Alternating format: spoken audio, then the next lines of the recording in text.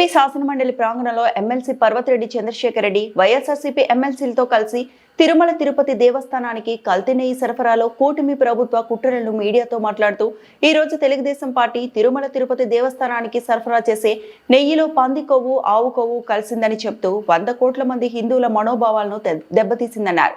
వెంకటేశ్వర స్వామికి ఎవరైనా అపచారం చేస్తే ఆ పాపం వచ్చే జన్మలో కాదు, ఈ జన్మలోనే వారికి శాపం అవుద్ది అన్న సత్యం నిరూపితమైందన్నారు. గత సంవత్సరం రోజుల నుంచి కూడా ఏదైతే చంద్రబాబు నాయుడు గారు ఆ నెయ్యిలో కొవ్వు పదార్థాలు కలిసినాయి, ఆవు కొవ్వు పంది కొవ్వు లాంటివి కలిసినాయి అని అన్నారు. ఆ రోజు నుంచి కూడా హిందువుల యొక్క మనోభావాలు ఎంత తీవ్రంగా దెబ్బతిన్నాయి ఈ రోజు ప్రజలందరికీ గుర్తుంది. ఇక్కడ మనం 3 అంశాలను మనం ప్రధానంగా కూడా చూడగలుగుతాం. ఈ రోజు చంద్రబాబు నాయుడు గారు ఇంత కుట్ర చేసి ఫ్లెక్స్లేసి తిరుమల తిరుపతి ప్రతిష్ట దెబ్బతినేలాగా ఫ్లెక్స్ వేసినటువంటి ఘనత ఆయనకు మాత్రమే చెందింది. అయితే ఇంత చేసి ఆయన చేసినటువంటిది ఏంటంటే ఈ రోజు ఇందాపూర్ అనే డైరీకి సుమారుగా 700 రూపాయల ఒక్కొక్క కేజీ లెక్కన కొనుగోలు చేసినట్టుగా సుమారుగా మనం సంవత్సరానికి 50 లక్షల కేజీలు మనం కొనుగోలు చేస్తా ఉన్నాం టీటీడీకి సంబంధించి. దానికి సంబంధించి 700 రూపాయలతో ఈ రోజు ఇందాపూర్ కంపెనీ వాళ్ళందరూ కూడా టెండర్స్ కట్టబెట్టడం కూడా జరిగింది. తీరా చూస్తే ఇందాపూర్ ఎవరంటే ఈ హెరిటేజ్ యొక్క ఒక మ్యానుఫ్యాక్చరింగ్ యూనిట్, వారికి సంబంధించినటువంటి అంటే హెరిటేజ్ కి సంబంధించినటువంటి ప్రోడక్ట్స్ మీదనే ఇందాపూర్ ఒక మ్యానుఫ్యాక్చరింగ్ యూనిట్ గా కూడా వేసినట్టు నిన్న కూడా మనం చూసినాం.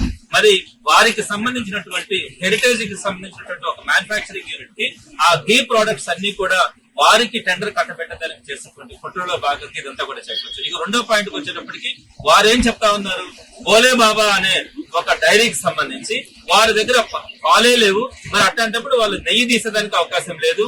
మరి అట్లాంటి భోలే బాబా దగ్గర గత వైఎస్ఆర్సీపీ ప్రభుత్వం వారి దగ్గర ఘీ ప్రొడక్ట్స్ కొన్నారని కూడా చెప్పడం కూడా జరిగింది.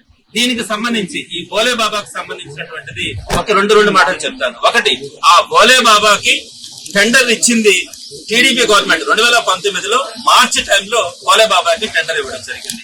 ఆ భోలే బాబా యొక్క ప్రోడక్ట్స్ సరిగ్గా లేవని 2022లో వైఎస్ఆర్సీపీ వాటి బ్లాక్ లిస్ట్ కూడా పెట్టడం జరిగింది.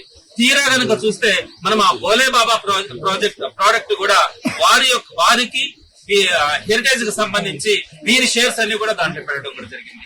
అంటే ఈ భోలే బాబాకి పర్మిషన్ ఇచ్చింది టీడీపీ గవర్నమెంట్ లోనే, దాన్ని బ్యాన్ చేసింది వైఎస్ఆర్సీపీ గవర్నమెంట్ లోనే. తీరా చూస్తే ఆ భోలే బాబా కూడా వీరి యొక్క షేర్స్ అన్ని కూడా అంటే హెరిటేజ్ వారి యొక్క షేర్స్ అన్ని కూడా కొనుక్కోవడం జరిగింది. ఇప్పుడు మీరు భోలే బాబా గురించి అక్కడ పాలు లేవు, దాంట్లో వెన్న లేదు, నెయ్యి లేదు, అటువంటి దాన్ని వాడినారని చెప్పిన ఆ భోలే బాబా కూడా మీ యొక్క స్క్రిప్ట్ లో మీ యొక్క ఒక యూనిట్ గా కూడా ఈ రోజు మనకి తీరా చూస్తే స్పష్టంగా కూడా కనపడతా ఉంది. ఇకపోతే మూడో పాయింట్ కి వచ్చేటప్పటికి ఈ ఏఆర్ డైరీకి సంబంధించినటువంటిది 4 ట్యాంకర్లని కల్తీ ఉన్నట్టుగా కూడా ఈ రోజు టీడీపీ ప్రభుత్వం చెప్పింది. అసలు ఏఆర్ డైరీ ప్రోడక్ట్ అన్నది ఎప్పుడు అంటే ఏఆర్ డైరీ నుంచి టీడీపీకి టీటీడీ ఎప్పుడు కొనుగోలు చేసింది? 2024 అంటే ఈ కూటమి ప్రభుత్వం వచ్చిన తర్వాత జూన్ 4 తర్వాత జూలై 4వ తేదీ నుంచి ఆ ఏఆర్ డైరీ నుంచి టీటీడీ ఘీ ప్రొడక్ట్స్ ని కొనడం కూడా జరుగుతా ఉంది. మొదట 4 సార్లు వచ్చినటువంటి ట్యాంకర్లని మీరు యాక్సెప్ట్ చేస్తున్నారు. 5వ సారి వచ్చినటువంటి ఘీ ప్రోడక్ట్ ని మాత్రమే మీరు దాంట్లో కల్తీ ఉందని చెప్పి దాన్ని రిజెక్ట్ చేస్తే అది వేరే వైష్ణవి దగ్గర నుంచి మళ్ళీ రిటర్న్ కూడా రావడం జరిగింది. అక్కడ మళ్ళీ కల్తీగా మనం దాంట్లో ట్రేస్ అవుట్ చేయడం